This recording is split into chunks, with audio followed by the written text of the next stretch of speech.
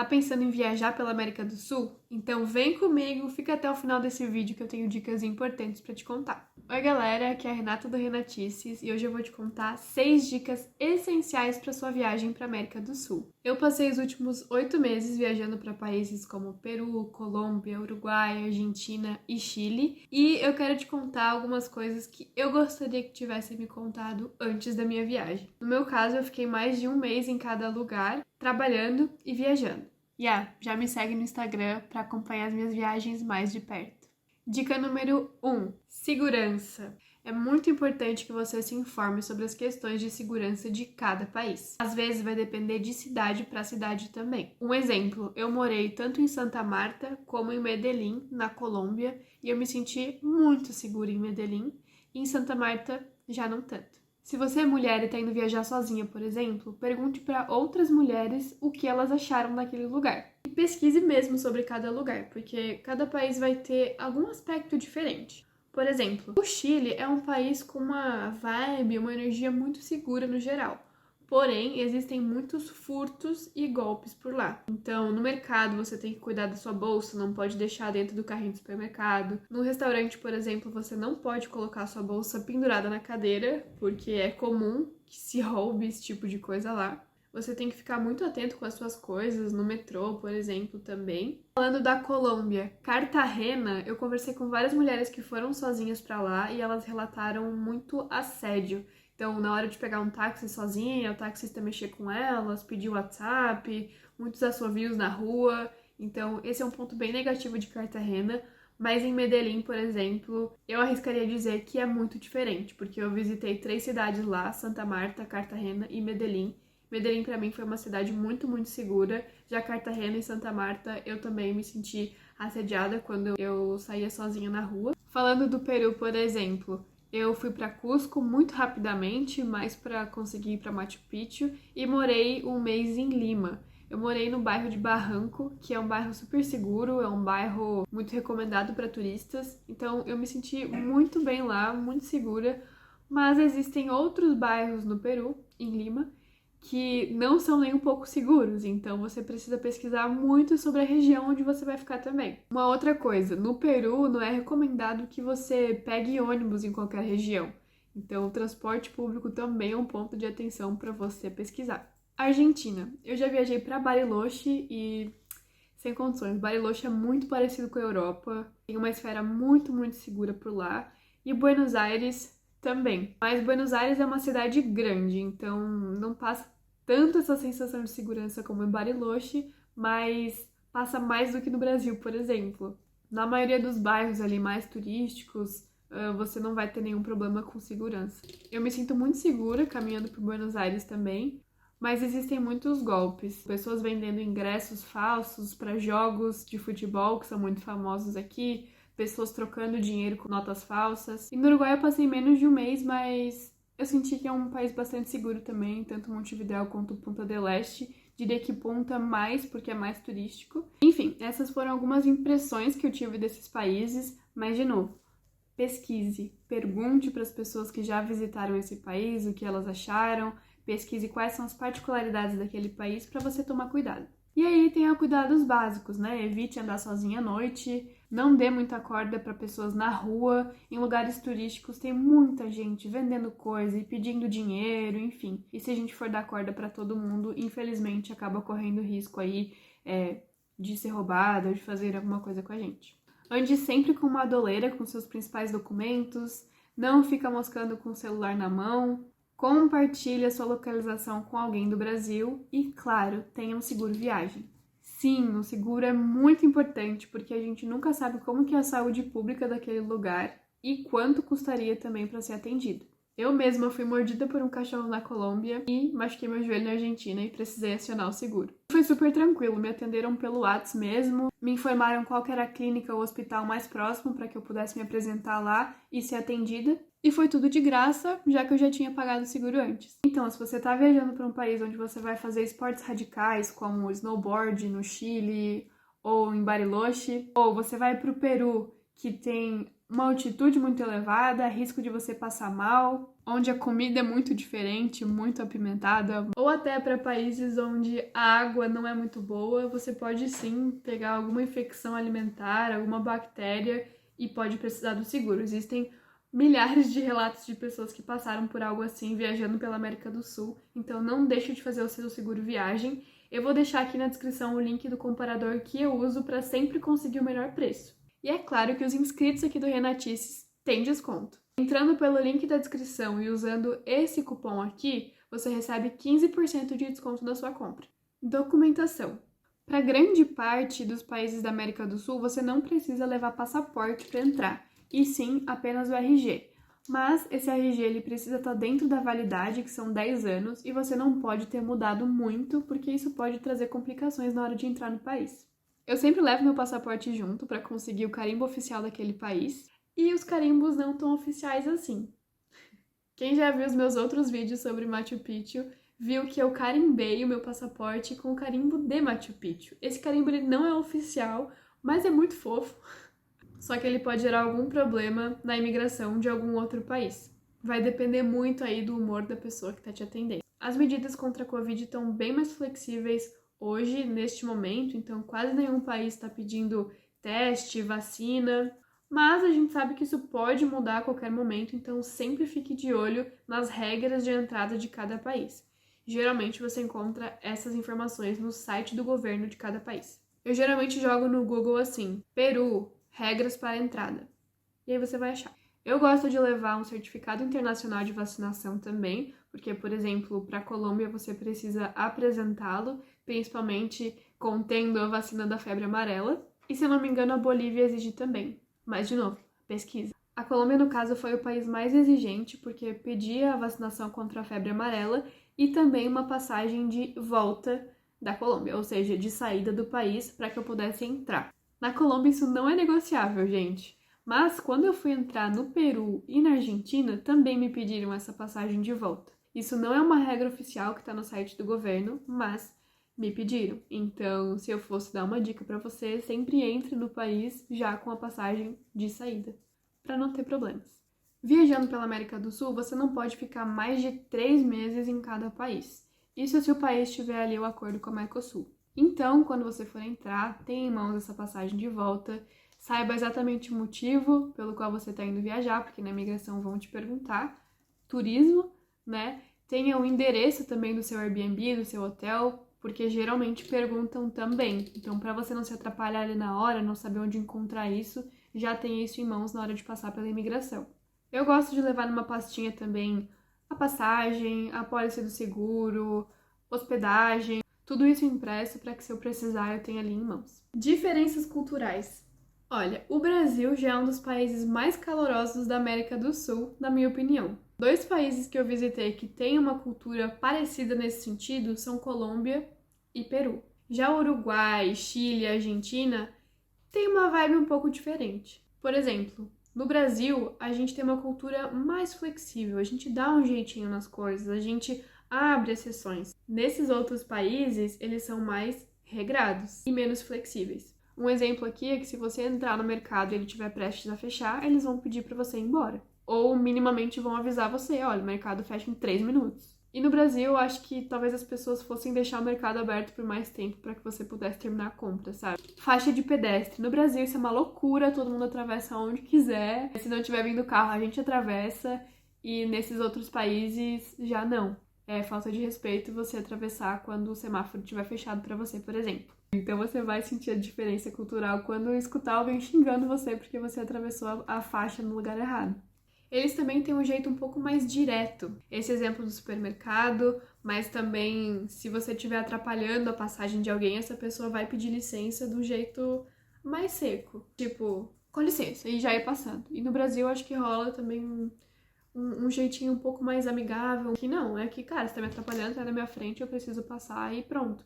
E eles não fazem isso por mal, é porque é a cultura deles. Cumprimentos, então cada país também vai ter um jeito diferente de cumprimentar, mas tenha em mente de que no Brasil a gente tem uma cultura muito forte de abraçar, de beijar no rosto das pessoas e tudo mais, E nesses outros países você vai precisar sentir um pouco mais qual que é a intimidade que você tem com as pessoas para poder cumprimentá-las dessa forma. Sustentabilidade. Eu acho que o Brasil está muito atrasado nesse sentido comparado com esses países. Um exemplo aqui muito claro são as sacolas de supermercado. No Brasil, os supermercados dão sacolinha de plástico para toda compra, ali você não paga por elas.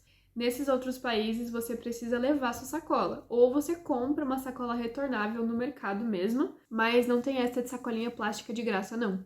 E eles fazem campanhas aí bem fortes para esse tema da sustentabilidade. Você já sabe que o espanhol tem muitas semelhanças com o português, mas ele não deixa de ser um idioma totalmente diferente. Eu descobri, por exemplo, que é muito difícil entender o espanhol do Chile e o sotaque de Medellín na Colômbia.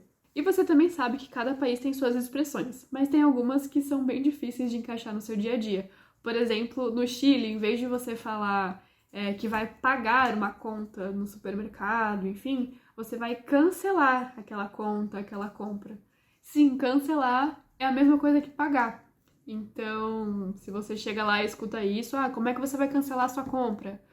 Você vai achar estranho porque, você não vai entender. O sotaque argentino é muito parecido com o sotaque uruguaio e não tem outro país no mundo hispanohablante aí que tenha um sotaque parecido com o deles. Antes de viajar para cada país, eu sempre pesquiso no YouTube, no Google, enfim, quais são as principais expressões que eu preciso conhecer daquele país, como que é o sotaque, para eu já ir me acostumando e não ser pega de surpresa, por exemplo, com essa expressão de cancelar a compra. Transporte e deslocamento. Tem vários países da América do Sul que dão uma aula em termos de transporte público. Santiago do Chile tem metrô, Buenos Aires também, Medellín na Colômbia também, e funcionam muito bem. Na Argentina, então, a passagem custa menos de 50 centavos, é integrada com ônibus, passa muito ônibus na cidade. Buenos Aires é referência em transporte público e vale muito a pena conhecer. Eu gosto muito de conhecer o transporte de cada lugar. Até porque o transporte público de cada cidade determina qual que vai ser o estilo de vida das pessoas. Então, se tem metrô, por exemplo, vai ter menos carro nas ruas, as pessoas vão ser mais ativas porque elas precisam caminhar nem que seja 2 minutos até chegar no ponto do metrô.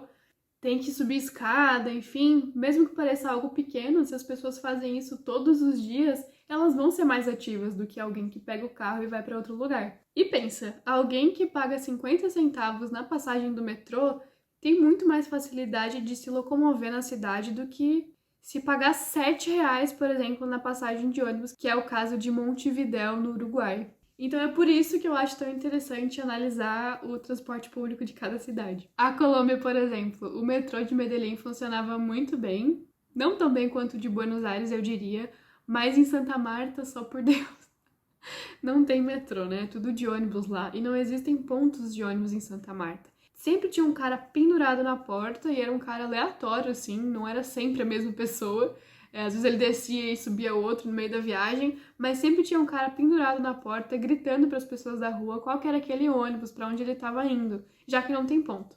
E aí, no Uruguai, a passagem de ônibus custa R$7, não tem tantas opções, final de semana é muito ruim, não tem metrô e o Uber é muito caro. Sério, o Uber é muito caro em Montevidéu. Tava sempre com a tarifa dinâmica em qualquer horário do dia e qualquer viagem, mesmo de 5 minutos, custava mais de 30, R$40. Uma outra dica é pesquisar quais aplicativos são utilizados em cada país para transporte. Se é Uber, se é 99, se é táxi, enfim. Por exemplo, em Cartagena e Santa Marta, na Colômbia, não existe Uber, é tudo táxi.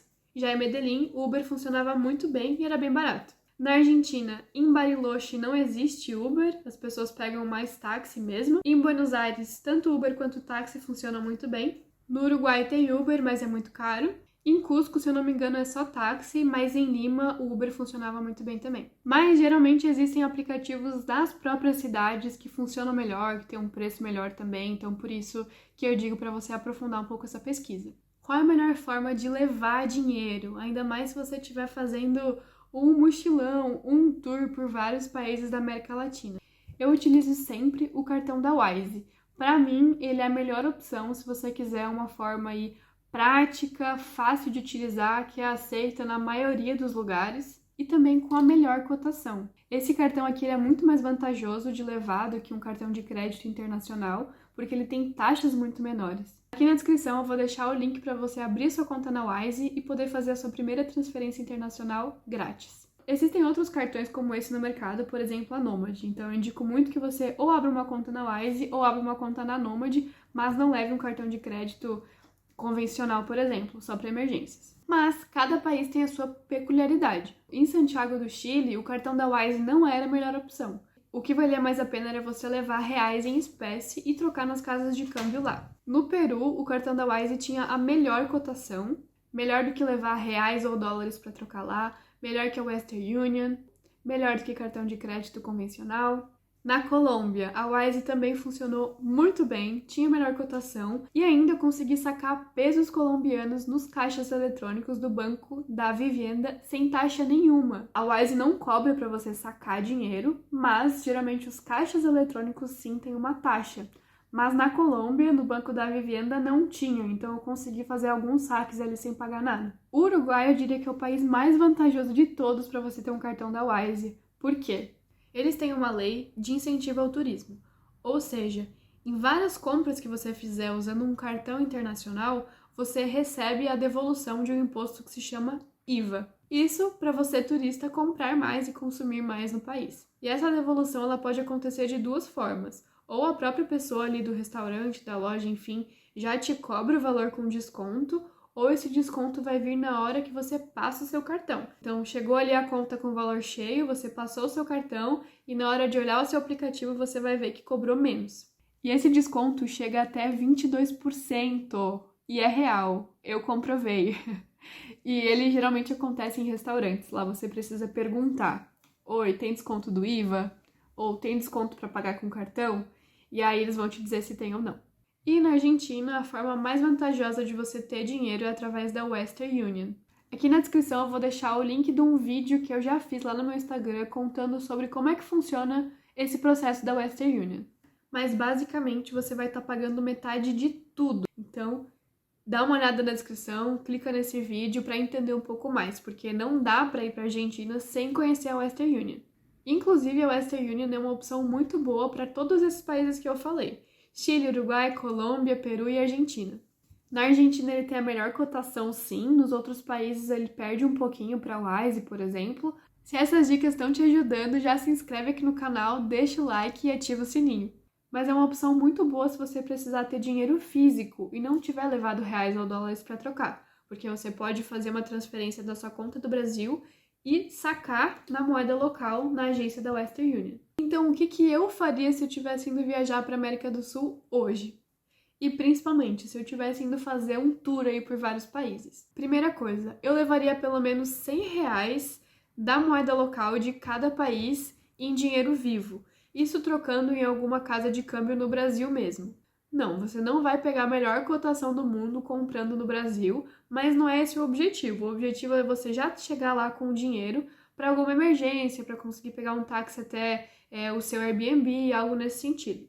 2. Eu teria sim ou sim uma conta na Western Union, e eu não tô ganhando nada para falar isso, mas de fato é uma mão na roda quando você precisa enviar dinheiro da sua conta do Brasil para esse país e poder sacar na moeda local sem complicação nenhuma. 3.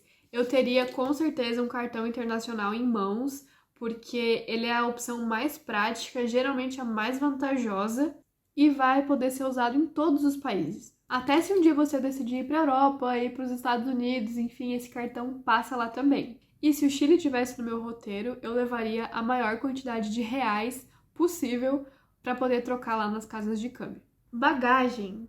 Olha, a América do Sul é um continente muito grande e você provavelmente vai fazer vários trechos aí de avião. Então, economicamente falando, vale muito mais a pena você ir com um mochilão nas costas. Se você quer economizar, geralmente vai escolher voos low cost, ou seja, os mais baratos e que você paga por serviços adicionais. Nesses voos, geralmente só está incluso uma mochila, que pode ser o seu mochilão. E para levar mala de mão ou mala despachada, você paga adicional. Acredita em mim quando eu digo que o preço da mala despachada pode ser maior do que o preço da passagem. Eu já cheguei a pagar 400 reais na mala despachada. Então leva isso em consideração. Se a sua viagem for mais raiz, se você puder abrir mão do conforto, vá de mochilão. Se não, você precisa ter isso em mente, que a mala de mão geralmente tem um custo e a mala de despachar também tem um outro custo e esse geralmente é bem maior. fica atento na hora de comprar sua passagem. Algumas passagens já vêm com a mala de mão ou até a despachada inclusas. E aí, faltou alguma coisa? Sobre qual desses países você tem mais curiosidade de saber mais? Deixa aqui nos comentários. E boa viagem, galera! Muito obrigada por assistir até aqui e até a próxima Renatice!